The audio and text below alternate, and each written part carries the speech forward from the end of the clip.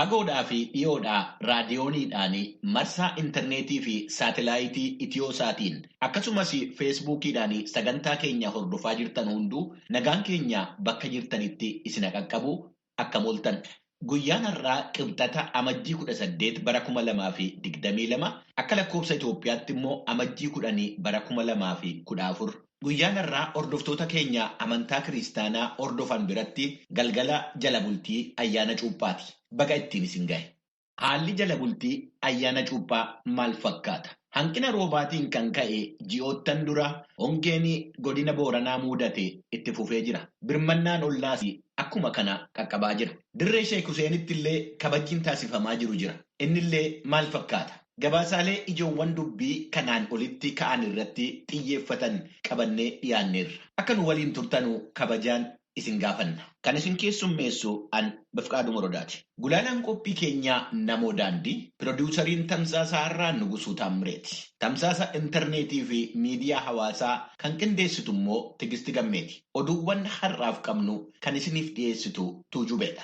Kamooltaan dhaggeeffatoota keenya oduun galgala kanaaf qabnu kunoo. Humnoonni TPLF kibba walloo seenanii naannolee keessa turan keessaa namoota 548 ajjeesanii dubartoota 217 ijoolleedhaa qabee hanga dubartoota maanguddootaatti humnaan gudeedaniiru jechuudhaan bulchaan godina kibba walloo obbo Abduu Huseen beeksisaniiru. Waaltaalee irratti raawwatan kan jedhan saamichaaf qabeenyaa manca'eenis miidhaan qarshii biliyoona 47.6 olitti tilmaamamu dhaqqabuusaa kan ibsan obbo Abduu Huseen mootummaa dhaabolee kan mootummaan ta'iniif dhalattoota naannoo sanaa kanneen biyyooti alaa jiraataniif ergaa dabarsaniin hojii deebisanii ijaaruu keessatti gahee gama isaanii akka ba'an gaafataniiru. Bulchaan godinichaa akka jedhanitti kun qorannoo duraanii waan ta'eef odeeffannoo bal'ina qabu dhiyeessuuf aadaan ragaa wal jijjiiruu waan hin jiraanneef akkasumas dubartoonni dhiibbaa aadaa jiruun baanii dubbachuu waan sodaataniif lakkoofsi namoota du'aniis ta'e humnaan gudeedamanii dabaluu malaa jedhan. Magaalaaleef keellaalee adda addaa keessatti awwaalchi jamaa argamuu isaallee tuqaniiru. TPLF dhiittaa mirga namaa laalchisee himannaaf qeeqa irratti dhiyaataa jiru deddeebi'uun kan haala yoo ta'u dubbii maansaa Geetaachoo Raddaa waraanni isaanii gocha akkasii hin raawwatu jechuun falmuun isaanii ni yaadatama jedhaniiru. Kana dura dhaabolee sadarkaa addunyaaf biyyoolessaan gabaasaaleen qorannoo ba'an akka mul'isanitti TPLF naannoo to'atee ture naannolee Amaaraa fi Affaar keessaa dhiittaa mirga namaa raawwachuuf qabeenya mancaasuusaa tuqanii jiran.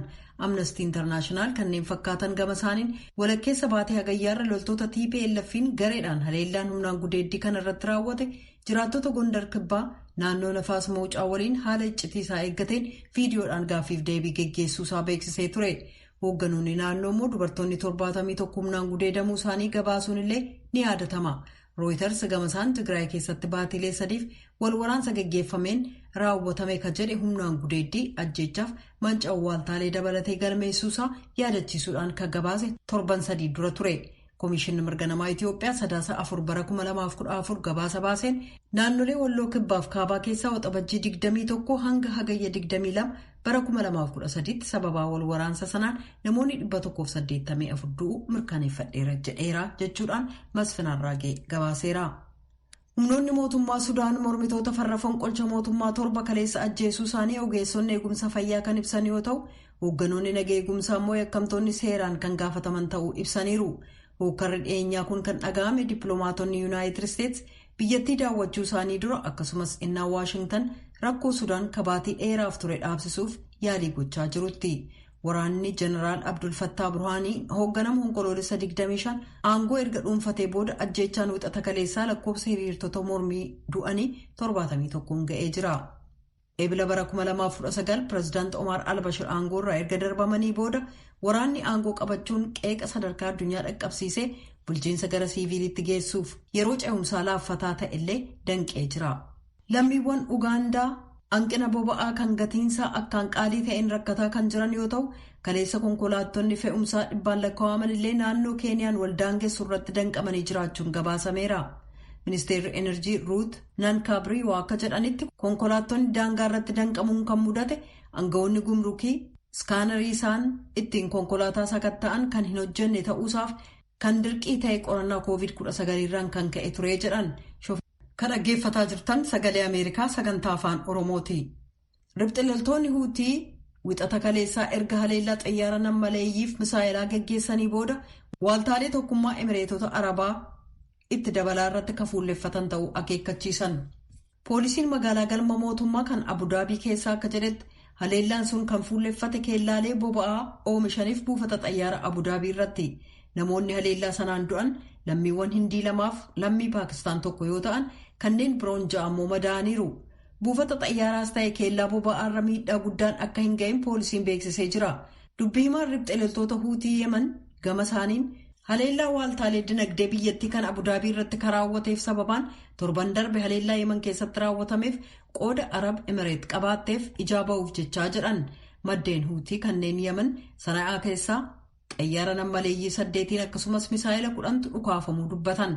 Televiziyoonni Arabaa akka mul'isetti samii Abudaabii irratti aarri ol ka'ee argamuusaaf suuraa ibiddaa buufata xayyaara Abudaabiif keellaalee boba'aa Abudaabii agarsiisu mul'isanii jiran.